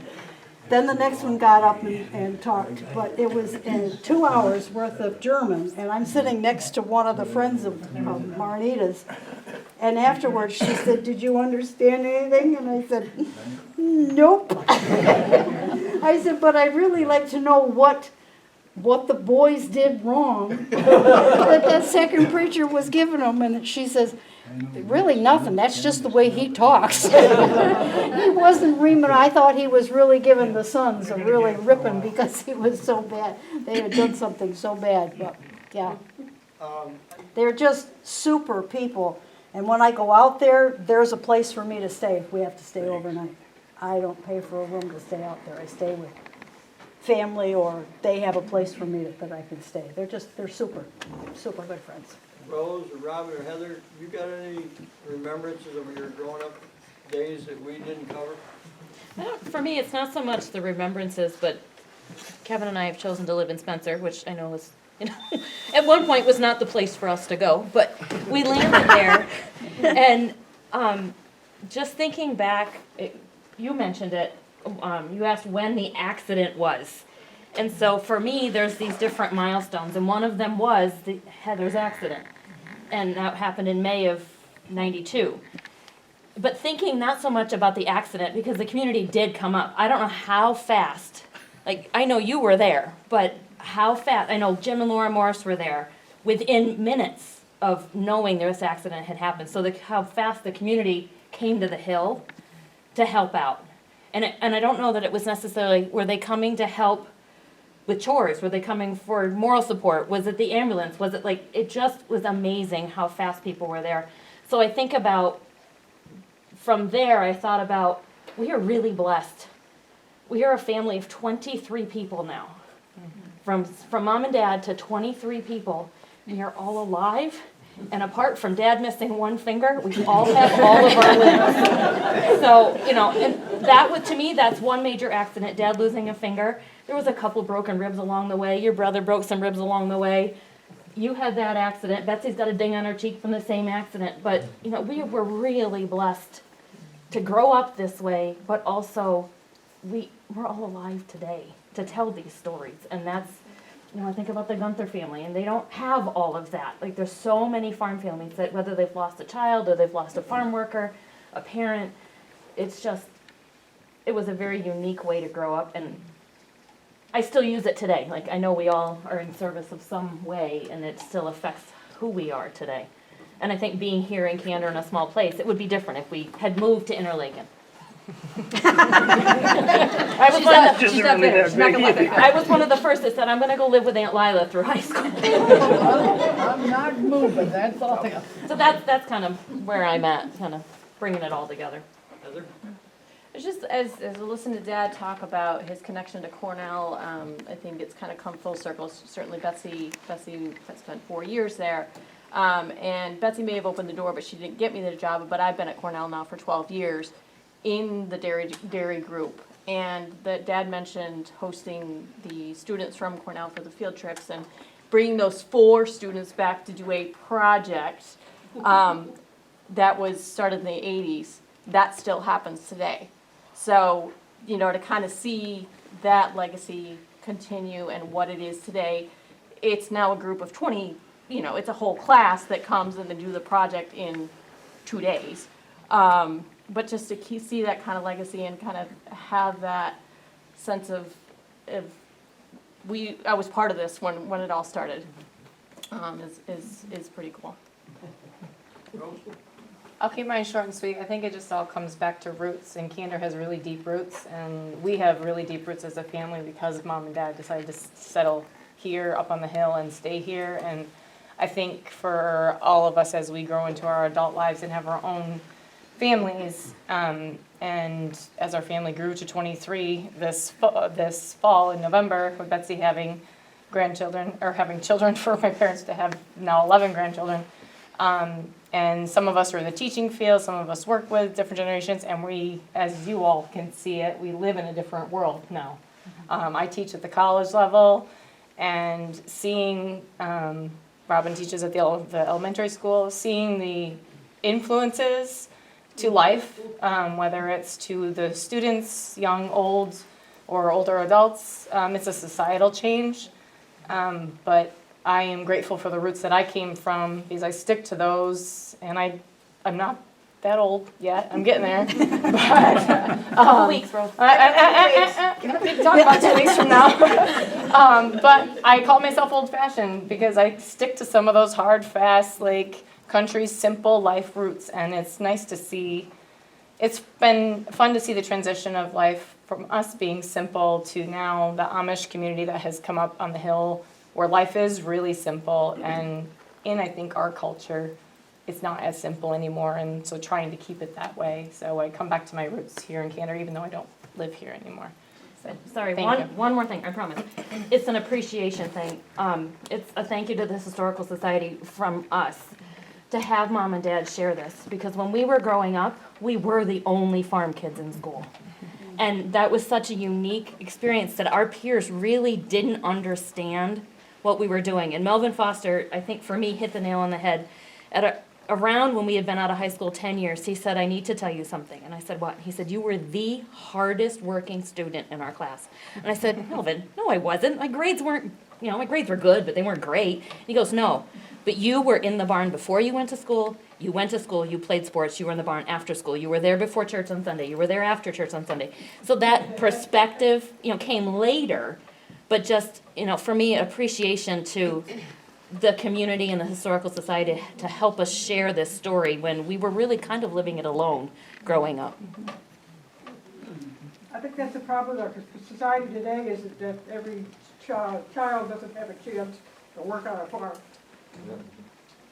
I mean, even if it's for summer or something, to have Rita's boy was one to of have our, an idea of what it's like. I mean, you'd have no idea, really. They don't do home chores either. I mean, chores like vacuuming and doing dishes Yeah. and mowing lawn and stuff. They don't do that at home either, regardless of whether you have a farm, but they don't was do. Adam asked you, either you commented or Adam asked you when you came home from work one night about how many diapers did you change today? And the college students? Oh, The Adam, is that what I don't Adam change diapers, but it's a figure of speech sometimes. speech But was, well, The how many culture we diapers- grew up hold in is their not the hand. culture It's we're a in. very different culture, and you have to adjust to what you're teaching. And It was- but you teach them a little bit of where you came from, just like all your generation teaches us. So. that was kind of cute that, he knew Rose was having to do some mother of the college students is teaching too. One thing I'd like to say about the Amish coming, my dad's farm had been abandoned practically. And they moved in, and I think it was 2 days later, I was over there knocking on their door. And I think I might have scared them because I was so excited. It's just so wonderful to see the farms again, to see the cows, I mean, they've got all kinds of things, but to see families like I grew up, and, your girls grew up, it's just so satisfying that they couldn't be better people. Barb and Jerry, I guess we're gonna live between Barb and Jerry and right now it's us and Barb and Jerry and the Weavers, but it's gonna, you know, we're gonna play a little, musical chairs here in a while, but, we got invited to supper. They weren't here a month. No, I don't think they were here a month. 2 weeks, and they invited. Invited us down, you know, and somebody says, you know, are you, somewhere along the, were you gonna be able to, are they gonna assimilate into your culture? And I said, well, it's kind of us assimilating into theirs. They, you know, they were the first to put the invitation out to come for a meal. It's a little hard to get used to. James, which is on the plan below, he's younger than our youngest daughter. That's awfully hard. We could be the parents of Oh, yeah. So can Lila. Yeah. I have to tell you that Lester and Ruth Weaver live over on Blodgett. And this past spring, but I don't know how we got to the conversation, but they're talking about how old they are. And Lester's going, he said, oh man, this getting old is so bad. And I turned around, and I'm driving for him, right? But I wasn't driving him, but I turned around, I looked at him, I said, Lester, I said, you're not old. He said, oh yes I am, I'm old. I said, I'm older than you are. He said, no you're not. And I said, Lester, how old were you? Well, I've turned 70. And I said, well, I hate to tell you this, Lester, but I was 75 in April. And he said, you gotta be kidding me. Yeah, I'm older than every one of them that has come, okay? And every one of the younger generation, I could be their parent. Because I have a daughter that's older than most of them. Yeah. I got another point. I come just a little bit late, and I don't know if there's something that I missed, but we have some dairy princesses. You had quite a few of them in your family, and there's another one up here too.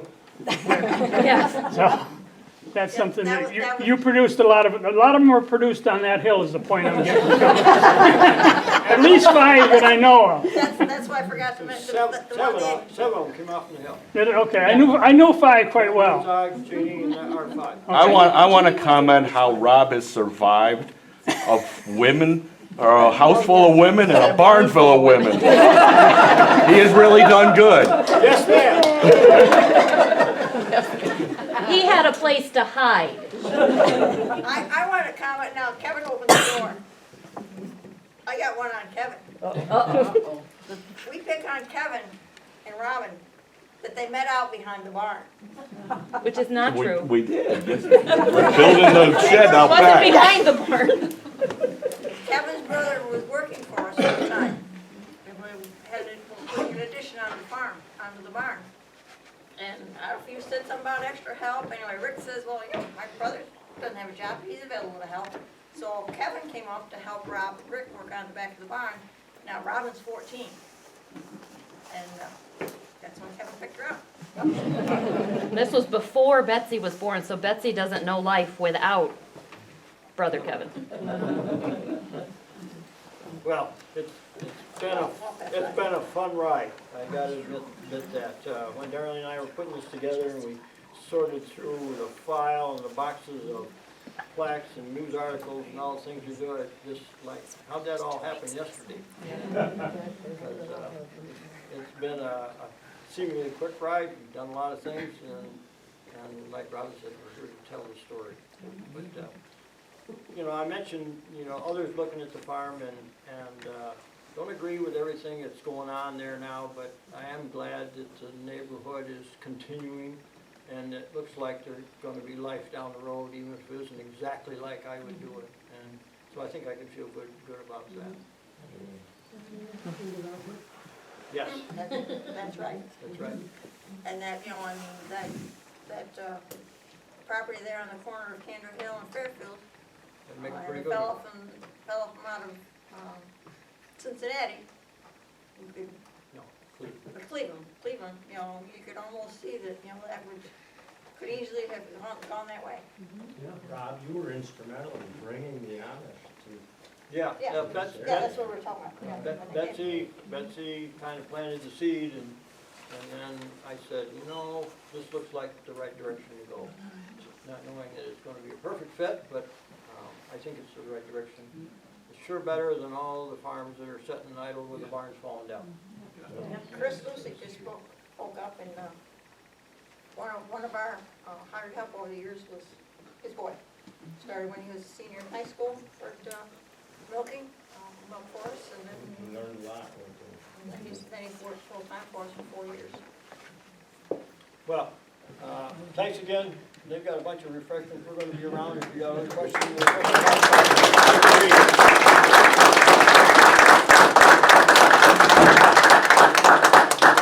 a few pictures and articles up there if you want to take a look. There's things over here to look at. Well, members today. Thank you.